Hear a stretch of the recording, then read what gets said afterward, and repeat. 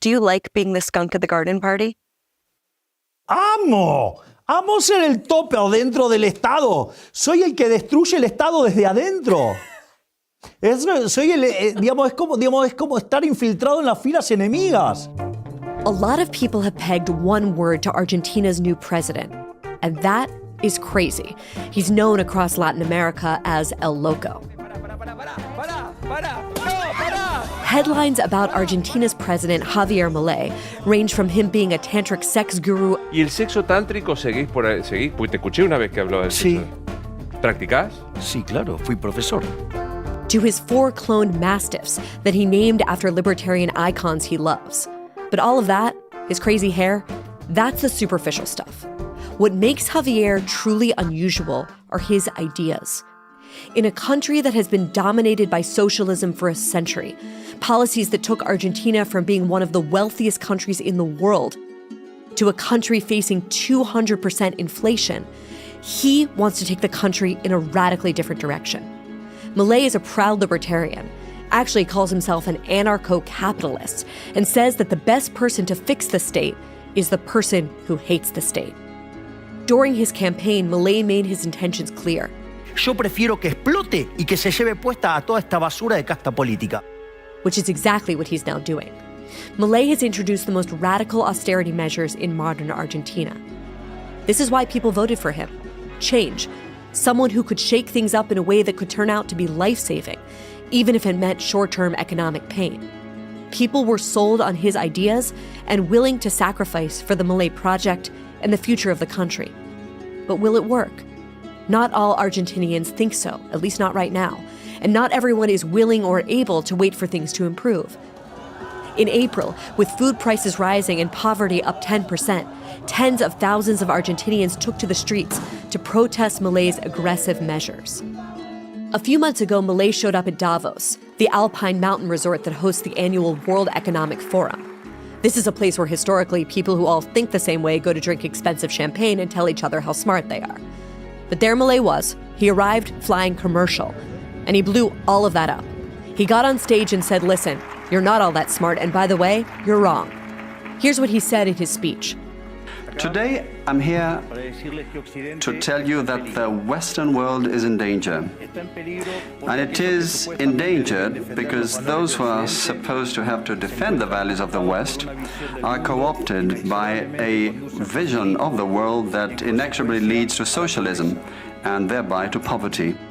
Whatever you think about his ideas, whatever you think about that speech, it was undeniable. His appearance there was electric. All of which is why I was so excited to sit down with him today. And despite having called journalists extortionists, liars, imbeciles, freeloaders, donkeys, and ignorant, for some reason, he decided to sit down with me. Here's my interview with Argentinian President Javier Milei.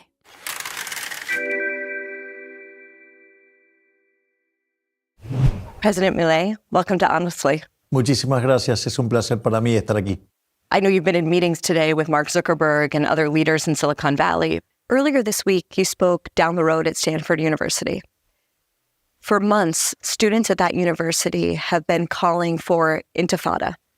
They've been chanting on behalf of groups like Hamas. These are meant to be some of the best and brightest students, not just in America, but in the entire West. And I wonder how you understand the appeal of intifada and the sort of self-destructive impulse that's taken hold among so many of the smartest people in this country and across the Western world. Si usted recuerda, cuando yo fui a Davos, mi conferencia arrancó diciendo que Occidente está en peligro, porque básicamente estábamos poniendo trabas y estábamos torpedeando aquellos valores que hicieron grande a Occidente. Y eso está ocurriendo porque básicamente el socialismo ha ganado la batalla cultural. Equivocadamente, los liberales o libertarios creímos que con la caída del muro compramos la idea de Fukuyama, el fin de la historia, y que el socialismo estaba literalmente muerto.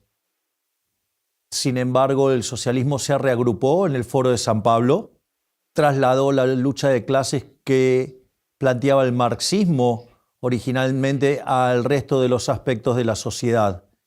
Y con una estrategia a lo Gramsci se metió en el Estado, se metió en los puestos del Estado, se ha metido en la educación y se ha metido en los medios de comunicación y en la cultura.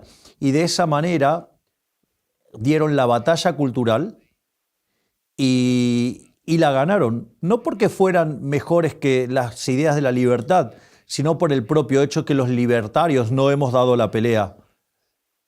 Y hoy, digamos, en Estados Unidos se está viendo cómo esa batalla cultural, ellos la ganaron, y eso hace que, digamos, hoy en Estados Unidos se persiga a los estudiantes judíos, situación que podrían extenderla después en otro momento al resto de los judíos y después al resto de los occidentales, y además terminan defendiendo a regímenes, digamos, o agrupaciones asesinas, como el caso de Hamas.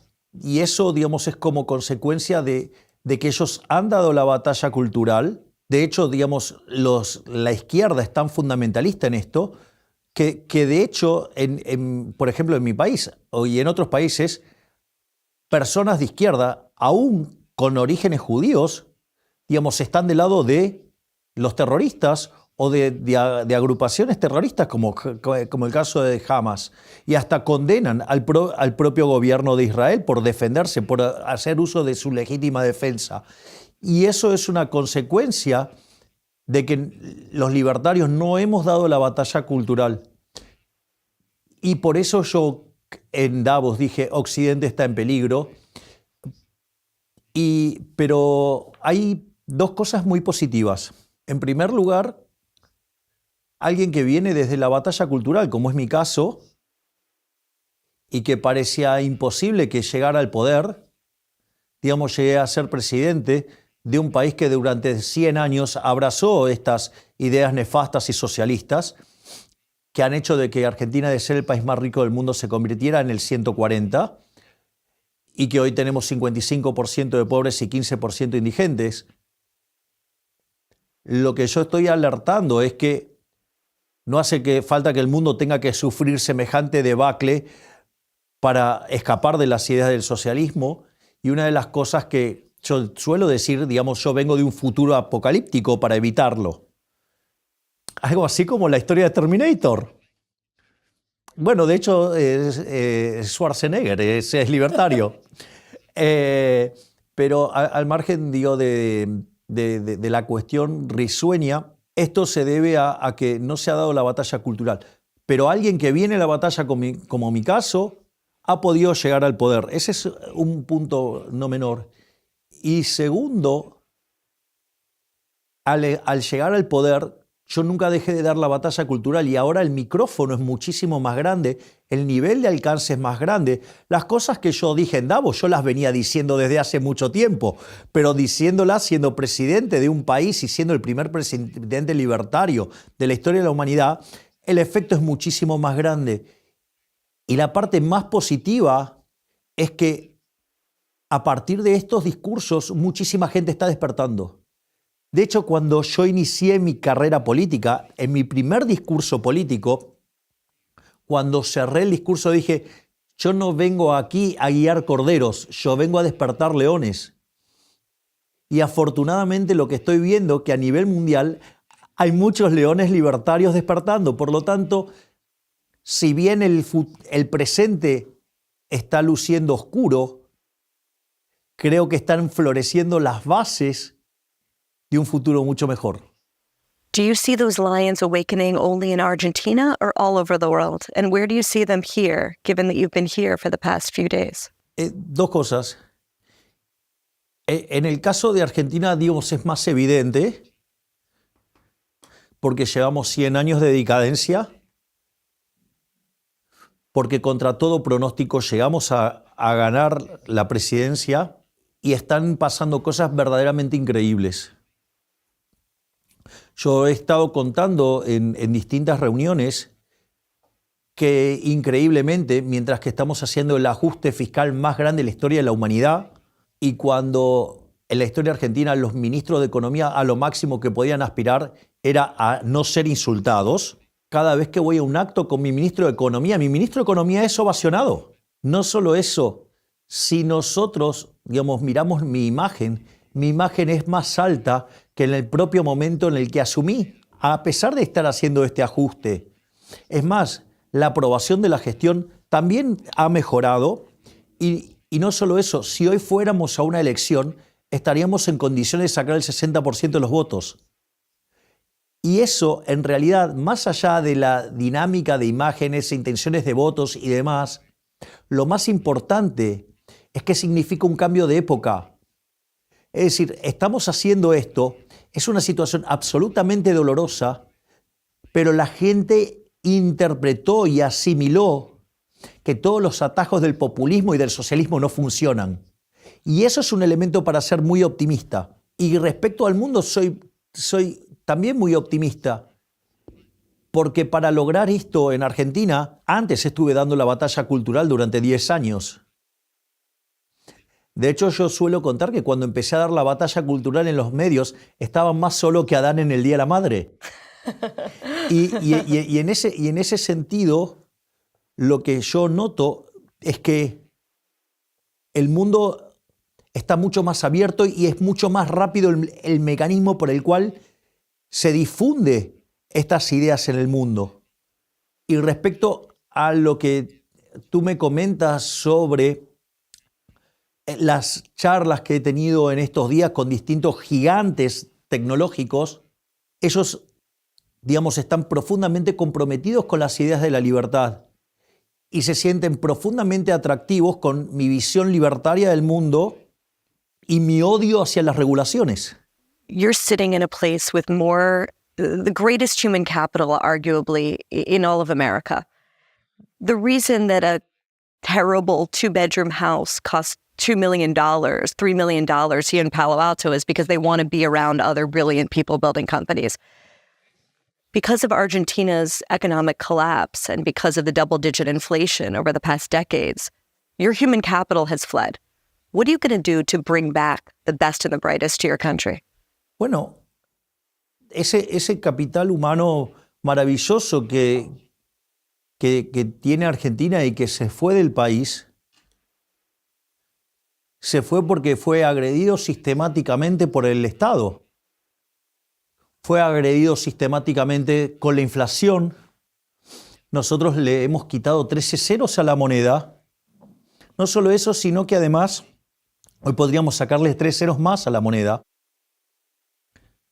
Además, Argentina, en los últimos 10 años, su PBI per cápita ha caído cerca de 15%. Si miramos la historia de los últimos 100 años, es claramente una catástrofe, porque es el país más rico del mundo, o uno de los 5 más ricos del mundo, hoy es 140.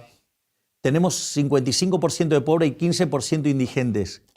Entonces, se ha vuelto un lugar muy agresivo para cualquier persona. Y cualquier persona que tenga capital humano, se va a ir porque justamente está siendo agredido. Es más, esa idea inmunda, repulsiva, repugnante de la justicia social, justamente eso atenta contra el capital humano, porque si vos estudiás, trabajás, te esforzás y te va bien, el Estado va a venir y te va a robar tu dinero y se lo va a dar a alguien que no hizo nada. Y eso es un mecanismo para expulsar talento. Bueno, nosotros estamos revirtiendo 100 años de historia y te lo digo con dos cosas nada más. En los primeros meses, concretamente en el primer mes de gobierno, nosotros enviamos 1000 reformas estructurales. De hecho, la reforma estructural más grande que se había hecho en Argentina fue en los 90 con Menem. Y si hoy termina de pasar la ley de bases en el Congreso y el DNU está vigente, nuestra reforma es 8 veces más grande que la de Menem. No solo eso, sino que además esta reforma implicaría que Argentina diera un salto en libertad económica de 90 puestos. De hecho, comenzaría a parecerse a países como Alemania, como Italia, como Francia. Sin embargo, ese no es nuestro objetivo. Nosotros queremos ser el país con máxima libertad económica del mundo. Es decir, replicar el milagro, por ejemplo, de Irlanda, que es ser el país más miserable de Europa, hoy tiene un PIB per cápita 50% mayor que el de Estados Unidos, o ser como Suiza, ¿sí? Digamos, o ser como Luxemburgo, o ser como Australia o como Nueva Zelanda, digamos, a pesar de las retracciones que están teniendo en términos de libertad económica. Pero aun cuando esos fueran buenos modelos, nosotros somos mucho más ambiciosos. Tenemos todavía pendiente 3.200 reformas estructurales más y estamos comenzando ahora a analizar ciertas normativas que son mucho más complejas de rastrear, pero que de hecho vamos a empezar a hacer trabajos con inteligencia artificial para empezar a limpiar todas esas trabas que están deteniendo el progreso de Argentina. Entonces, en ese sentido nosotros somos muy optimistas porque además no solo que estamos dando esta batalla en el plano económico y en el plano político, no hemos abandonado la batalla cultural. Y todo esto va a generar una situación donde Argentina vuelva a crecer muy fuertemente. Es más, una de las cosas que nosotros estamos buscando es que Argentina se convierta en uno de los 4 polos de inteligencia artificial del mundo. Porque vos tenés Europa súper regulado y por ende no se puede expandir. Tenés Estados Unidos con una situación absolutamente temerosa, tibia, gris. Y tenés China que no sabe lo que estás haciendo. Entonces nosotros estamos proponiendo a estas grandes empresas que vengan y se instalen en Argentina y que recreemos el paraíso desde la Argentina. No solo van a volver los argentinos que se fueron, sino que además otras personas talentosas del mundo van a venir a la Argentina porque vamos a hacer de Argentina un paraíso. So you were actually at Meta recruiting people? No, los estoy convenciendo para que vengan. No solo a la gente de Meta, sino a la gente de Apple y a la gente de Google, digamos, y también digamos, a las empresas de Elon Musk. Nunca en la historia de Argentina un presidente tuvo la posibilidad de hablar con todos los empresarios más importantes del mundo. Por lo tanto, digamos, esto es bastante novedoso. Quiere decir que somos un caso interesante. There's a few numbers I just want to read to you. Last year, the price of milk went up 186% in your country. The price of eggs increased by 280%. For comparison, in last year in America, eggs increased by 30% and people lost their minds. I listened to an interview with an Argentinian shopkeeper who said he's basically stopping to put price tags on things because that's how quickly the prices are going up. Now, you warned people when you were running for office that this is what it was going to look like. You were going to have to force pain. You called it fiscal shock therapy, and things were going to get worse before they get better. But now people in your country are saying, I can't afford milk. I can't afford eggs. I can't afford meat.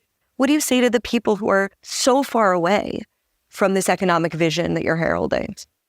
Bien, en primer lugar, lo que hay que tener claro cuál es la situación en la cual nosotros asumimos. Cuando un país tiene déficits gemelos, o sea, fiscal y externo, por 4 puntos del PBI, es una alerta amarilla. Cuando usted tiene un déficit de 8 puntos del PBI, es una alerta roja y usted va a ir a una crisis enorme, como las grandes crisis que tuvo Argentina. Nosotros heredamos 17 puntos del PBI. No entra en la cabeza de ningún humano el tamaño del problema que hemos heredado. De esos 17 puntos, 15 eran generados por el gobierno, donde 5 estaban en el Tesoro y 10 en el Banco Central. Entonces, la pregunta es, nosotros teníamos ese déficit de 15 puntos del PBI que teníamos que enfrentar. Al mismo tiempo, la inflación, cuando nosotros llegamos, por ejemplo, en diciembre, en mayorista fue 54% mensual. Eso anualizado da 17.000%. Por lo tanto, digamos, Argentina estaba camino a una hiperinflación que iba a dejar 95% de pobres y 60% de indigentes. Eso era lo que nosotros enfrentábamos. Como consecuencia de ello, nosotros decidimos hacer un ajuste fiscal de shock por varias cuestiones. Primero, porque todos los ajustes de shock, sacando el del 59, en Argentina fueron exitosos y todos los ajustes graduales fueron fracasos. Segundo, para hacer un ajuste fiscal gradual, usted necesita financiamiento. Y Argentina, además, se le había caído hasta el financiamiento del Fondo Monetario Internacional. Cuando vos vas a hacer un ajuste de shock, implica un aumento del ahorro. Y como Argentina no generaba ningún tipo de confianza, no tenía contrapartida de inversión. Y por lo tanto, necesariamente iba a ser recesivo. Y nosotros eso se lo explicamos a la sociedad. Es cierto que Argentina acaba de tener una recesión muy fuerte, pero también es cierto que los datos de abril y de mayo empiezan a dar signos de recuperación. Y la inflación mayorista, que venía al 54% mensual, ahora ha bajado al 3,5% y la inflación sigue bajando. Es más, en los últimos 2 meses los salarios empezaron a ganarle no solo que le gana a los precios, sino que además le está ganando a los precios de los alimentos. Por lo tanto, es cierto, la foto es tremenda, pero la película es fabulosa. De hecho, cuando nosotros asumimos, el 85% de la gente decía que estaba mal. Hoy, el 65% de la gente dice que está mal. Es un número horrible, pero bajó 20 puntos y eso en 5 meses es casi milagroso. Y ahora le voy a pasar otro dato más importante. Cuando nosotros asumimos, solamente el 20% creía que en un año íbamos a estar mejor. Y hoy ese número es 55%. Por lo tanto, entiendo que la situación es mala, pero hacia el futuro es mejor. La alternativa era seguir haciendo lo que hacíamos antes. Hubiéramos volado por los aires. I'm asking you an emotional question. For the person that might be Yo no tengo por qué lidiar con las emociones. O sea, yo hablo de números y de realidad, no de emociones. Digo, porque una persona, por ejemplo... Por ejemplo, no. A ver, una persona, supongamos que tiene un Lamborghini. Ok. okay.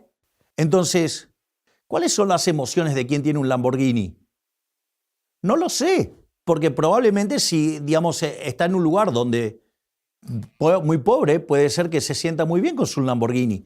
Pero si vive en un lugar donde todos tienen 15 Lamborghinis, se siente miserable. Entonces, digo, no puedo lidiar con las emociones. Digamos, yo solamente puedo lidiar con la realidad. No.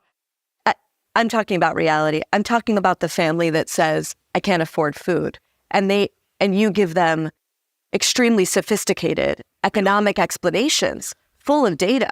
And they say to you still, I can't afford food. When am I going to be able to? Vamos por parte. En primer lugar, por ejemplo, hoy hay 15% de la población que es indigente. Es decir, no logra satisfacer las necesidades básicas. Si nosotros hubiéramos seguido haciendo lo mismo que se estaba haciendo, hoy habría 60% de indigentes. Por lo tanto, digamos, no se puede caer en lo que se llama la falacia del paraíso.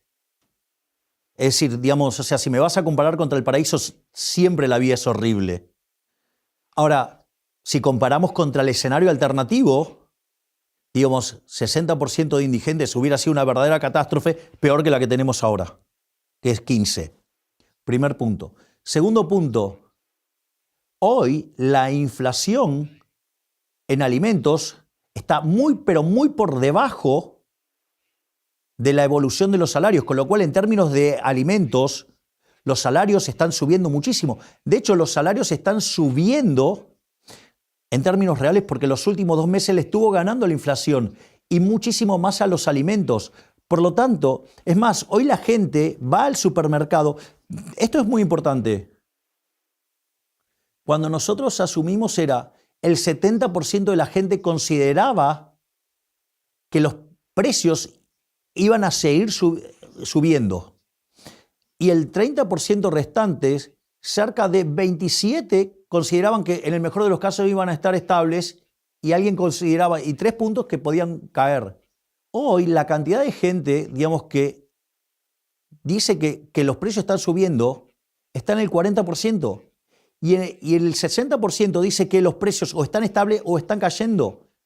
De hecho, es la primera vez en 25 años que la opinión mayoritaria de la gente es que la inflación va a caer y algunos dicen que además va a haber deflación. Por lo tanto, digamos, está funcionando. La gente lo está viendo. Que no lo vean los medios de comunicación a los que les quitamos la pauta publicitaria y mienten acerca de las cosas que hacemos, es un problema de los medios de comunicación que mienten porque se quedaron sin el dinero del Estado.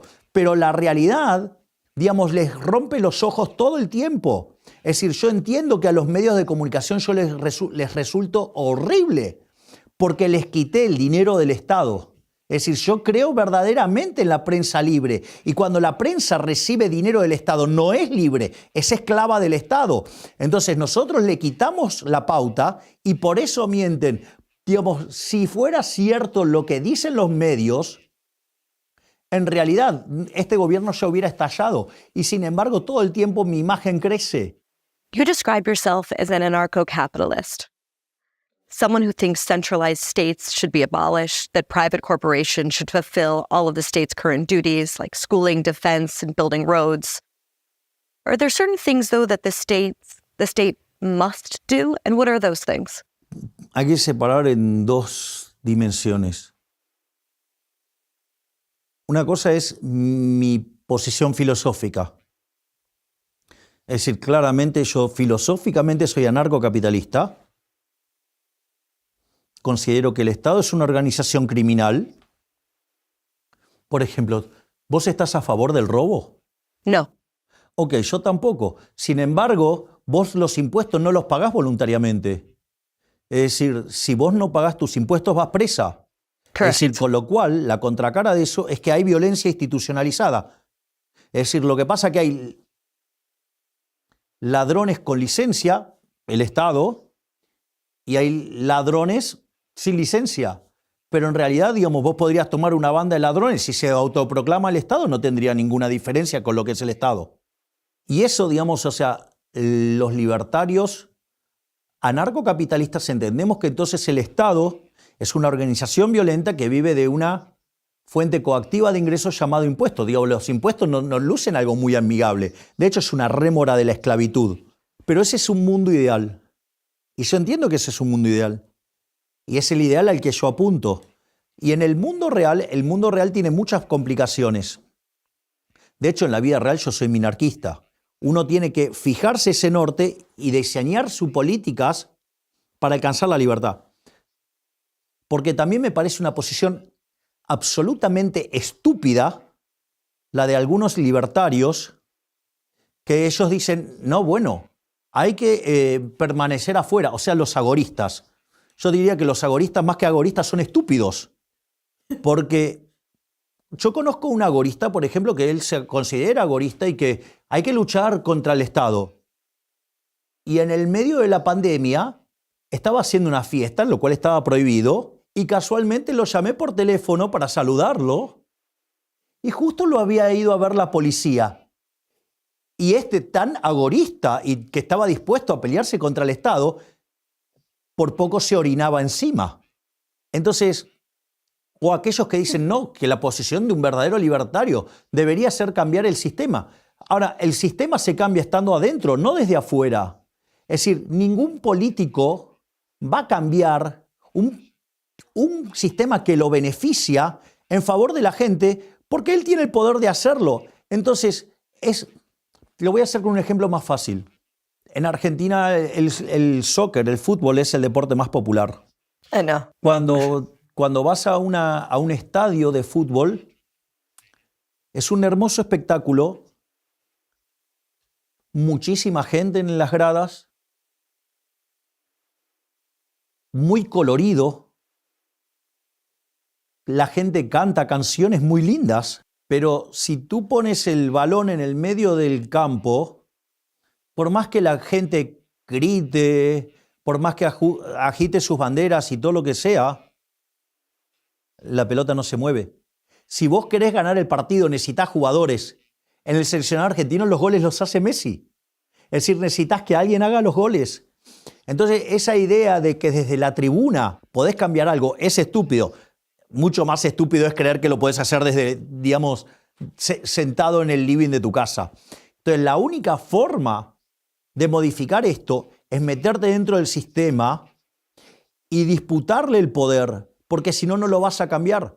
Why do you think libertarians in America are such losers? In other words, the Libertarian Party, they've never won anything. They have no influence. And yet some of the most brilliant people I know are libertarians. I'm picking up on what you're saying, that libertarians in general tend to sort of be critics from the stand and not in the arena. Is there something about libertarian ideology that creates that phenomenon? Sí, claro, porque odiamos al Estado. Además, So how do you get over your hatred from the state to be in the arena and fight the state from within? bueno, hay algunos que creemos que hay que meterse en la arena política. A ver, yo estoy haciendo el ajuste fiscal más grande de la historia argentina y de la humanidad. Pero eso lo estoy haciendo porque me metí dentro del Estado. Nosotros bajamos a la mitad la cantidad de ministerios. Todos los meses echamos empleados públicos.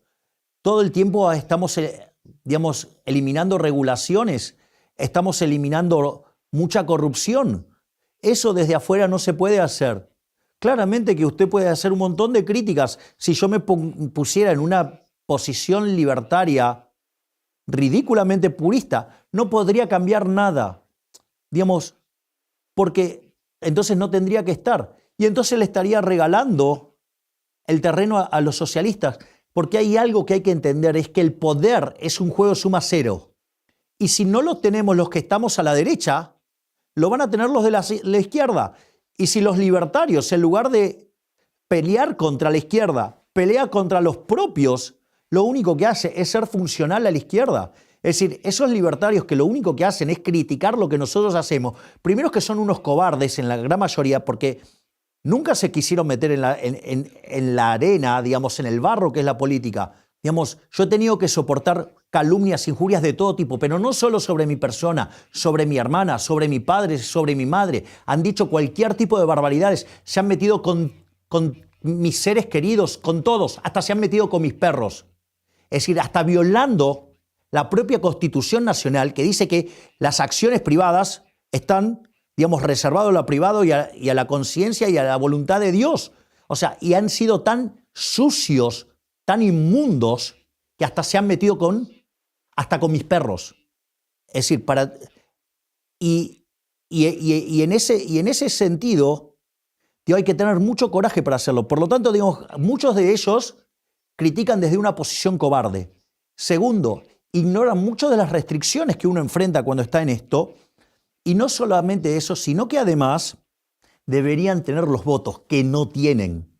Entonces es más fácil decir que uno es libertario y que odia al Estado y criticar desde afuera. Eso siempre es mucho más fácil. Hasta genera un conjunto de reacciones químicas en el cerebro que hasta es placentero criticar. Bueno, yo decidí salir de la crítica y pelearle a los socialistas de frente. Y afortunadamente no solo estamos siendo muy exitosos en Argentina, sino que además hemos expandido este supuesto fenómeno barrial a todo el mundo. ¿O acaso tú desconoces lo que pasó luego de que pasé por Davos? ¿O acaso desconoces lo que pasó luego de que estuve en CPAC, Washington? ¿O acaso desconoces lo que pasó en el Instituto Milken o lo que pasó ayer en Stanford? I've seen all of it.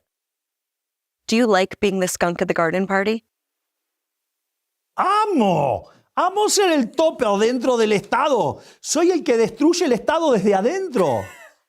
Es como estar infiltrado en las filas enemigas. Es decir, la reforma del Estado la tiene que hacer alguien que odie el Estado. Y yo odio tanto al Estado que estoy dispuesto a soportar todo este tipo de mentiras, calumnias, injurias, tanto sobre mi persona como mis seres más queridos, que son mi hermana y mis perros y mis padres, con tal de destruir al Estado. Of all of the things that's getting under your skin, why the criticism of your dogs? Porque saben que son mis seres más queridos y son tan sucios, tan bajos y tan miserables que se meten con mi vida privada, algo que no deberían hacer, y llegan al límite de meterse con mis perros. Les voy a dar un ejemplo, solamente un ejemplo. Obviamente yo cuido mucho de mis perros y tengo todo un equipo de veterinarios que se ocupan de cuidarlos, lo cual además lo pago con mi propio dinero. Por ejemplo, a una de las veterinarias que vienen a cuidar a mis perros, la han estado llamando 30 veces por día. Esa basura de periodistas que no son periodistas, sino que son operadores políticos. ¿A vos te parece normal que un periodista llame 30 veces a una persona durante toda una semana? Todos los días 30 veces. ¿No te parece que es invasivo? ¿No te parece que es agresivo? Digamos, que se metan, digamos, con los aspectos de mi vida privada. ¿Qué les importa si yo no afecto la vida de nadie, no afecto la libertad de nadie ni la propiedad de nadie? Digo, ¿por qué se meten conmigo? Bueno, lo hacen porque son parte del sistema político. No es la forma, digamos, en la cual se debe jugar. One of the things that's interesting to me about your worldview is that you combine sort of this ultra free market economic strategy with what in America we would call extreme anti-wokeness. And here in the States, at least, free market capitalism is usually associated with liberalism. But you have railed against, quote unquote, shit libs. Can you explain why you think economic libertarianism and anti-wokeism, for lack of a better term, go together? Because for many people here in the States, that's not a natural pairing. A ver, la forma en la cual se ha educado la gente no está educada, digamos, en la plena libertad. Y el mundo que yo estoy proponiendo es un mundo más libre. Entonces, por eso también es tan importante, digamos, la batalla cultural. La batalla cultural es parte de mostrarle al mundo que durante muchísimos años estuvo equivocado. Es más, lo que hoy políticamente es correcto es un mundo aberrante porque tiene muchísimo socialismo. Y cuando uno entiende la lógica del camino de servidumbre que planteaba Hayek, y si vos en la visión de Mises tenés el capitalismo de libre empresa por un lado y el socialismo real por el otro, cualquier solución intermedia te va a demostrar que es inestable en términos de capitalismo, es decir, que va a tender siempre al socialismo. Y esa es la gran batalla. Es una batalla que se da permanentemente. Digo, por eso siempre se dice que el costo de la libertad es su eterna vigilancia. Y lo que tenemos es que cada vez tenemos mejores herramientas para interpretar esto. Y hay algo que es muy importante. En estricto rigor, el Estado existe porque los hombres han fallado en poder convivir en paz. Y por eso existe el Estado. Eso, digamos, lo podrías ver con mucha claridad en un libro maravilloso de Robert Nozick que se llama Anarquía, Estado y Utopía, que te explica cómo aparece el Estado. Pero en rigor, entonces el Estado existe porque los hombres han fracasado en eso. Y en realidad estos problemas la tecnología los podría arreglar. Entonces esto es muy importante porque el mundo real puede parecerse más o menos al ideal anarcocapitalista conforme avance el progreso tecnológico. En ese sentido, por eso es que, digamos, yo estoy tratando de promover y exacerbar todas las cuestiones de índole tecnológica en Argentina. ¿Por qué? Porque eso lo que va a hacer es acelerar el avance de la libertad. O sea, ni siquiera los economistas están educados para entender esto. Pero eso no tiene que ser un motivo para bajar los brazos, porque de hecho cada vez son más los libertarios en el mundo. Por lo tanto, o sea, lo que hay que hacer es seguir dando la batalla cultural, pero además entender que desde afuera no se cambia nada, y mucho menos tirándole piedra a los propios. Entonces, lo que yo, digamos, lo que estoy haciendo es, me metí en el barro de la política, por ahora parece que viene muy bien, pero lo que sí tengo claro es que voy a morir con las botas puestas. Es decir, yo no me voy a rendir, ni me voy a quedar tirado en mi sillón mirando cómo otros dan la pelea y criticando a los propios, favoreciendo a los socialistas. Speaking of the mud field of politics, you may have heard that we have an election coming up in this country. And many people on the right, many people who have a worldview similar to yours, see it as a battle between what you would call sort of the old establishment. Maybe you described the previous establishment in Argentina, I think, as the garbage political caste. They view Biden and Kamala Harris that way, against sort of an populist insurgency representing the people of Trump. Do you see it that way? Yo no tengo por qué meterme dentro de la política de Estados Unidos. Yo hoy tengo una responsabilidad como jefe de Estado. Yo he decidido ser socio de Estados Unidos, sea gobernado por republicanos o por demócratas, más allá de cuáles fueran mis preferencias ex ante. Yo tengo una responsabilidad como presidente y he decidido que mis aliados en el mundo son Estados Unidos e Israel. One of the things that's going on among the right on this country, especially among younger people, sort of at the vanguard, you would say, of maybe the new right, is that economically they're abandoning libertarianism and free markets. And in terms of foreign policy, they're embracing isolationism. The exact opposite of your worldview. What's your message to those people? De vuelta, uno tiene que ser... Yo soy defensor de la libertad y mi análisis siempre parte de la libertad. Y yo puedo opinar sobre cómo yo veo las cosas, no por lo que opinan los demás. Yo soy un libertario que creo que libertarianismo es el respeto irrestricto del proyecto de vida del prójimo, basado en el principio de no agresión y en defensa del derecho a la vida, a la libertad y a la propiedad. Y bajo esas normas es que yo diseño la política económica y ese es el norte con el cual yo me guío. Y eso es independientemente de lo que hagan los otros. There's a big debate going on right now in America about whether or not this country should still be the world's policeman. Do you think the world is a safer place when America plays that role in the world? Este es un tema muy interesante porque el problema es, a mí me gustaría tener un mundo libertario. A mí me encantaría tener el paraíso anarcocapitalista. El problema es que si yo avanzo en la solución anarcocapitalista, pero otro país no lo hace, puede terminar esclavizándonos porque ellos no abrazaron esas ideas. Entonces tenés un problema, digamos, básicamente de lo que se denominaría un problema del dilema de los prisioneros. Y no por una intervención violenta de que no los dejas negociar. Algunos países no avanzan sobre otros porque puede haber una contrarrespuesta del otro. Entonces, lamentablemente, ese es el mundo que hay. Por eso yo soy tan optimista con la tecnología, porque todo este tipo de cosas van a poder ser superadas.